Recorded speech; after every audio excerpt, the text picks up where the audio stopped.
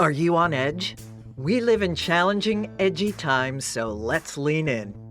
I'm Sandra Bargman, the host of the Edge of Everyday podcast, which drops bi-monthly on all your favorite podcast platforms.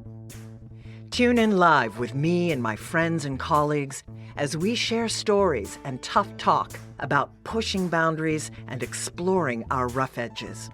Real talk with real people that sparks provocative invitations to leap out of what's safe. Sandra Bargman, on the edge of every day. Thanks for listening.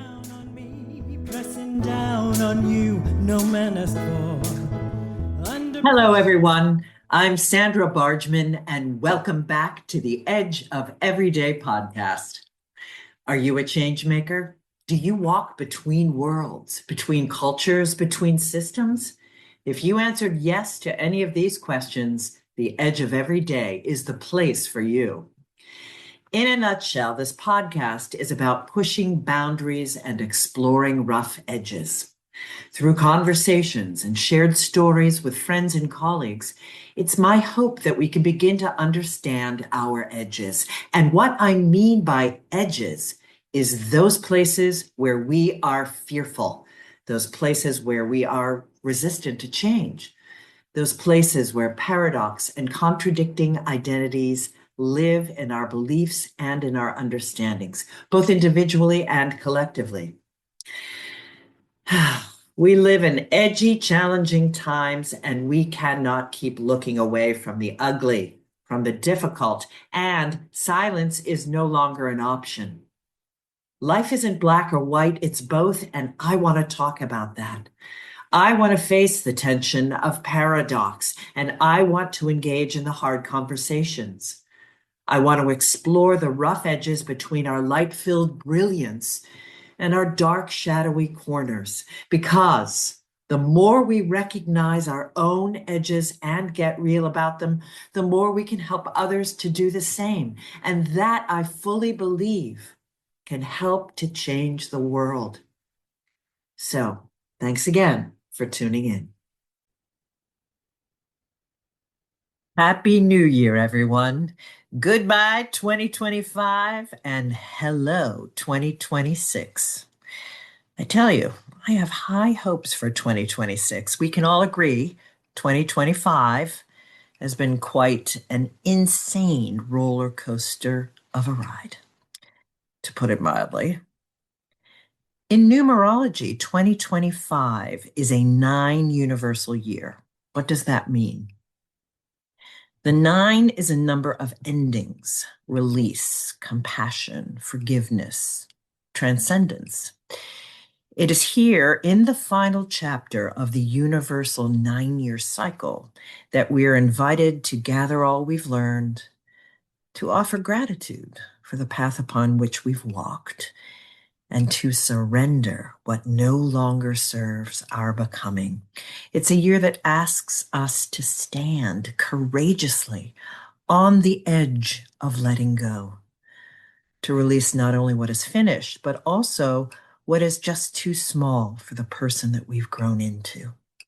I can certainly attest to having that play out in my own life in 2025 and to witness it playing out in the lives of all of my closest and dearest. And we can see this playing out in the collective. In numerology, the 9 is a sacred number. It's the number of the compassionate humanitarian, of letting go and of forgiveness. The 9 invites us to step back from materialism and lead with our hearts, witness the extreme and ever-growing backlash to the 1% and the spiritual sickness of the billionaires. Politically, this energy is interpreted as a time for the release of old systems and a focus on global collective issues. Old political constructs and systems that no longer serve the collective good may be released or challenged, making way for new ideas and actions. Here in the US, under the regime rule of 45, we are witnessing this administration trying to push forward with outdated and unconscionable agendas. grasping for control through unethical actions and policies, and resisting change, change that is coming. There's a lot on the line. We can either evolve into a new world rooted in compassion and humanity, or we can remain on our current course, risking self-destruction. In the Chinese lunar calendar, 2025 was the year of the snake, and it carries dual political meanings.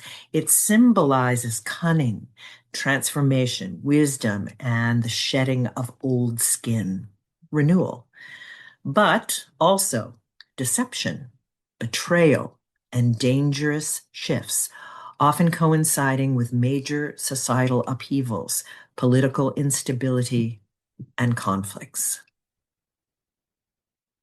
Oof. When I re-listened to the opening of the New Year's episode I recorded at this time last year, I was overwhelmed by the emotion in my voice.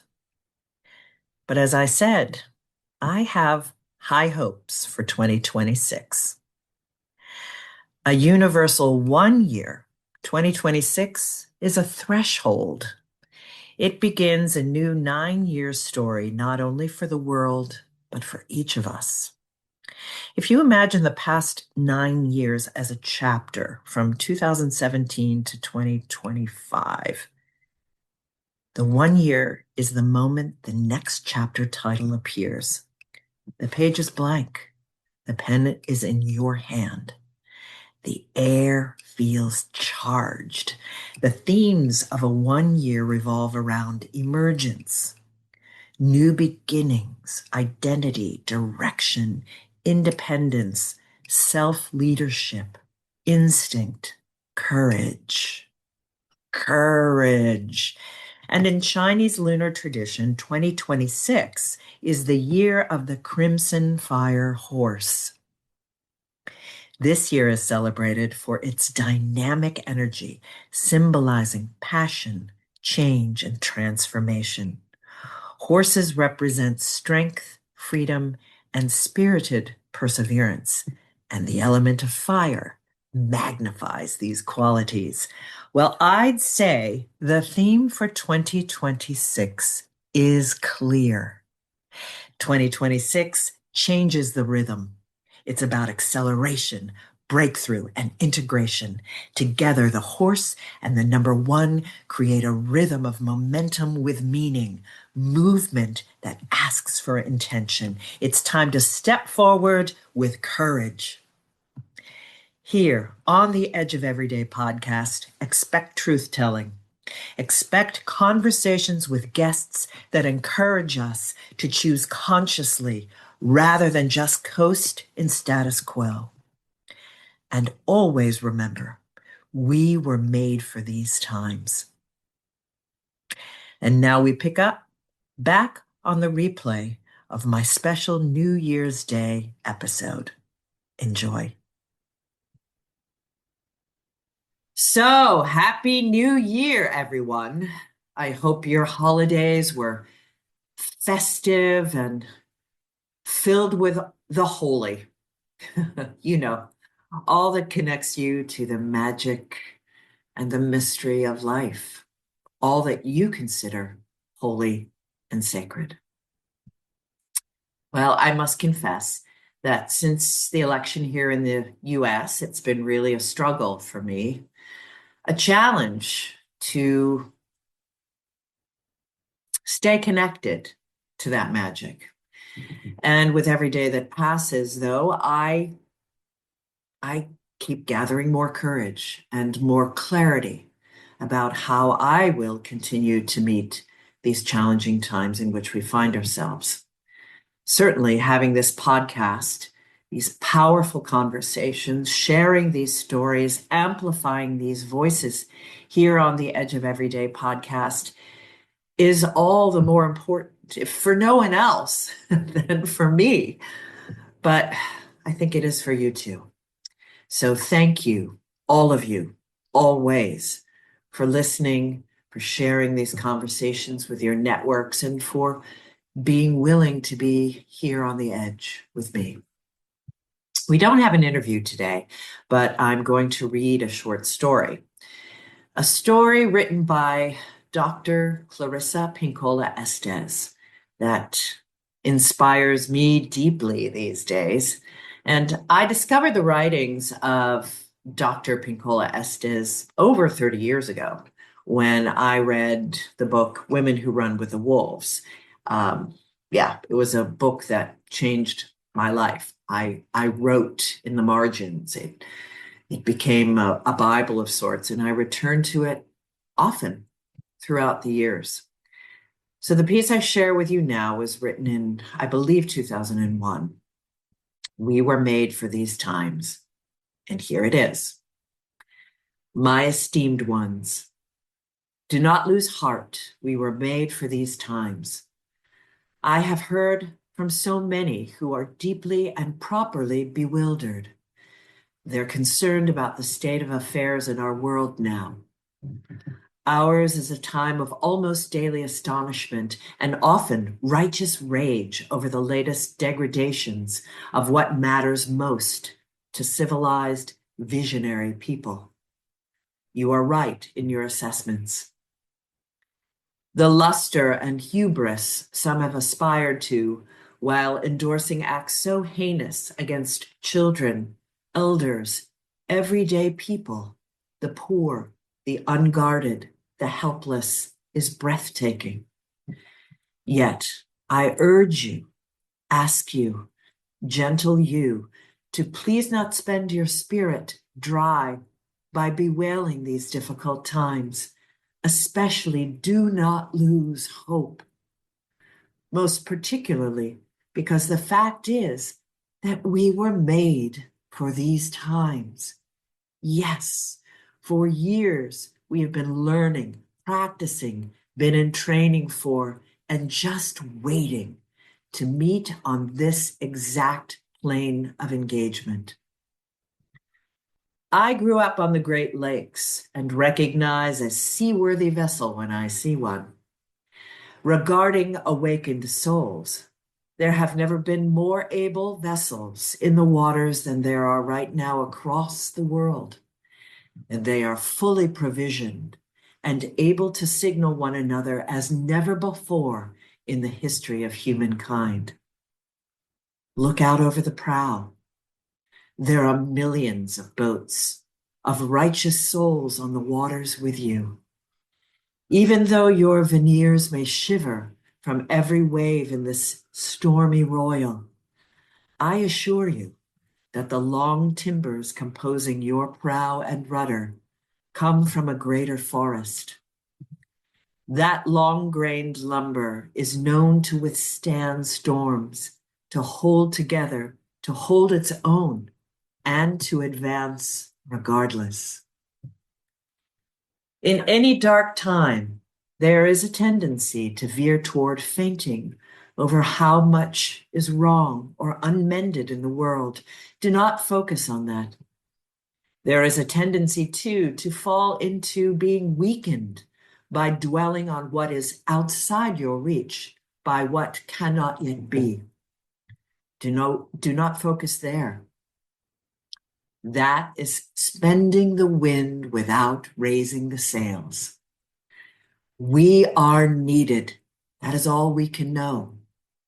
And though we meet resistance, we more so will meet great souls who will hail us, love us, and guide us, and we will know them when they appear. Didn't you say you were a believer? Didn't you say you pledged to listen to a voice greater? Didn't you ask for grace? Don't you remember that to be in grace means to submit to the voice greater? Ours is not the task of fixing the entire world all at once, but of stretching out to mend the part of the world that is within our reach. Any small, calm thing that one soul can do to help another soul, to assist some portion of this poor suffering world, will help immensely. It is not given to us to know which acts or by whom will cause the critical mass to tip toward an enduring good. What is needed for dramatic change is an accumulation of acts, adding, adding to, adding more, continuing. We know that it does not take everyone on earth to bring justice and peace, but only a small, determined group who will not give up during the first, second, or 100th gale. One of the most calming and powerful actions you can do to intervene in a stormy world is to stand up and show your soul. Soul on deck shines like gold in dark times. The light of the soul throws sparks, can send up flares, builds signal fires, causes proper matters to catch fire. To display the lantern of soul in shadowy times like these, to be fierce and to know mercy towards others, both are acts of immense bravery and greatest necessity. Struggling souls catch light from other souls who are fully lit and willing to show it. If you would help to calm the tumult, this is the one strongest thing you can do. There will always be times when you feel discouraged. I too have felt despair many times in my life, but I do not keep a chair for it. I will not entertain it. It is not allowed to eat from my plate. The reason is this. In my uttermost bones, I know something as you do. It is that there can be no despair when you remember why you came to earth, who you serve, and who sent you here. The good words we say and the good deeds we do are not ours. They are the words and the deeds of the one who brought us here. In that spirit, I hope you will write this on your wall. When a great ship is in harbor and moored, it is safe, there can be no doubt. But that is not what great ships are built for. This comes with much love and prayer that you remember who you came from and why you came to this beautiful, needful earth.